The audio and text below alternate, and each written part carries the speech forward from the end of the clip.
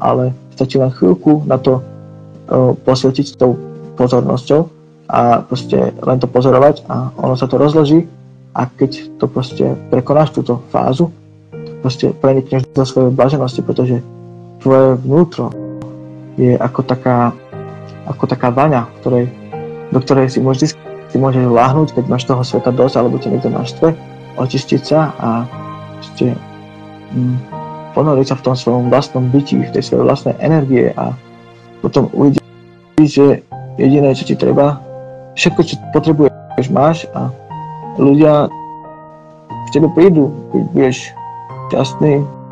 pretože keď sa naučíš byť sám šťastný so sebou, tak sa cítiš ako cisár a proste vyžaruješ ten nadbytok, pretože máš ten nadbytok tej lásky k sebe a začneš ňou prekypovať. Už to nebude o tom, že či mám v sebe dosť lásky, alebo či niekomu dám tú lásku, pretože už tej lásky v sebe budeš mať toľko, že budeš nútený ju proste šíriť na každý